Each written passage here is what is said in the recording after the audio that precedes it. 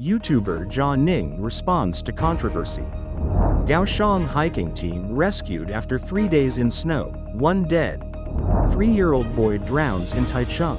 Father questions CPR efforts. Indonesia parliament passes contentious amendments to military law. Germany gears up to become world's third largest military spender.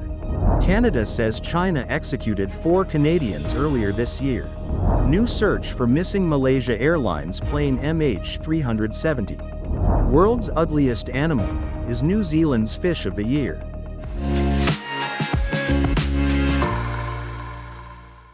Hello, I'm Johnny. Thank you for joining us on Funday News. It's Friday, March 21st, World Poetry Day, and here are your top stories.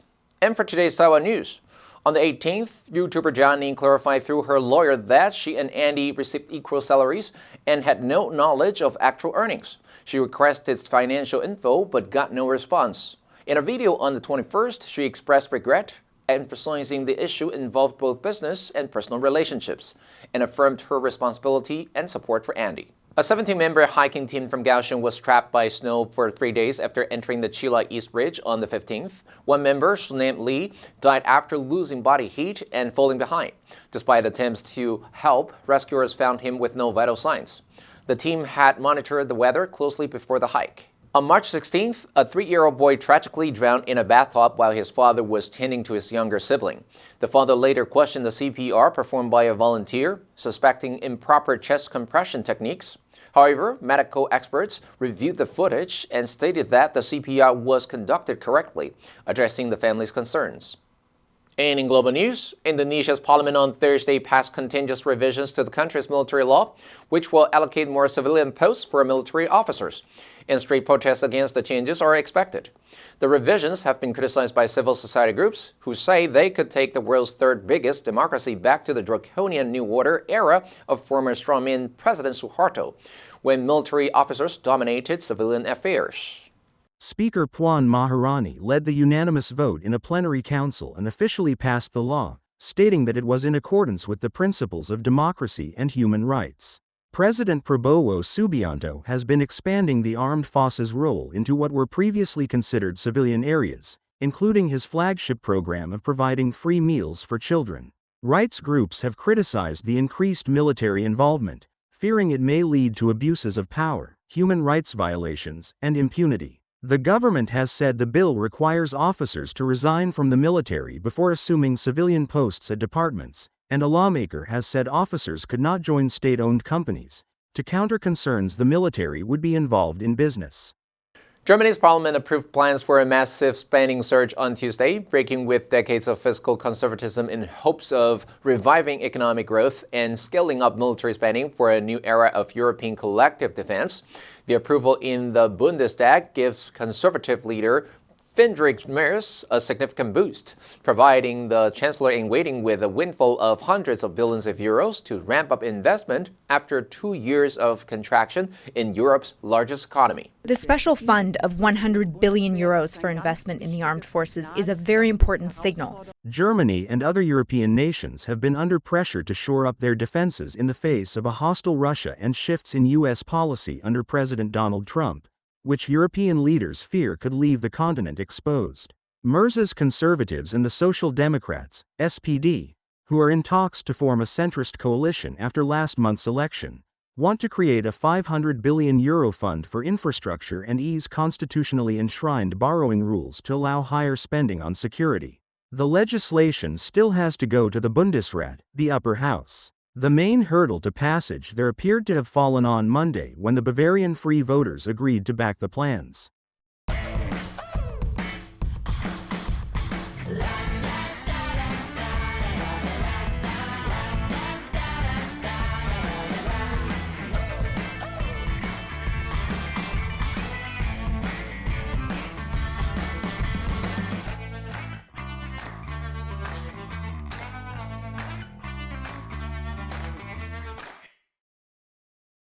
China executed 4 Canadians in recent months. Such executions of Westerners are relatively rare.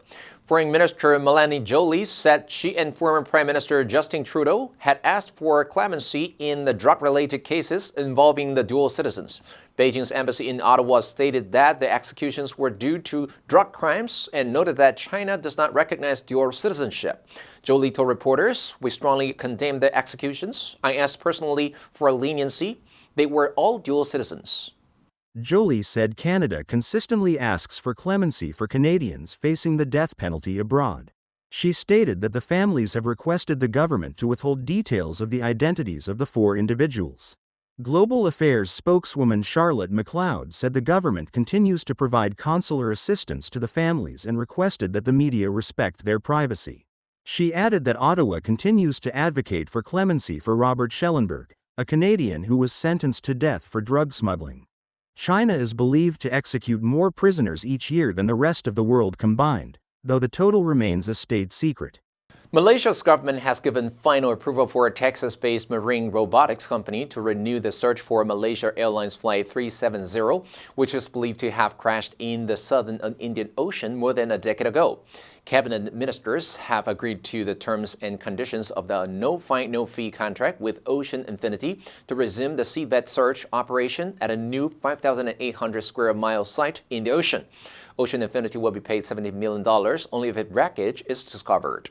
The Boeing 777 vanished from radar shortly after taking off on March 8, 2014, carrying 239 people, mostly Chinese nationals, on a flight from Malaysia's capital, Kuala Lumpur, to Beijing.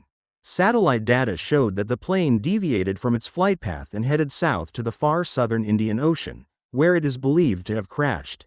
An expensive multinational search failed to uncover any clues to its location, although debris washed ashore on the East African coast and Indian Ocean islands. A private search in 2018 by Ocean Infinity also found nothing. The final approval for a new search came 3 months after Malaysia gave its in-principle agreement to plans for a fresh search. Once dubbed the world's ugliest animal for its soft, lumpy appearance, the blobfish has made a stunning comeback. It was crowned Fish of the Year this week by a New Zealand environmental group. The annual competition aims to raise awareness of New Zealand's freshwater and marine life. This year, the blobfish took home the coveted accolade with nearly 1,300 out of more than 5,500 votes cast. It's an underdog victory for the blobfish, which burst into mainstream notoriety as the mascot for the Ugly Animal Preservation Society in 2013. The gelatinous fish lives on the seabed and grows to about 30 centimeters in length.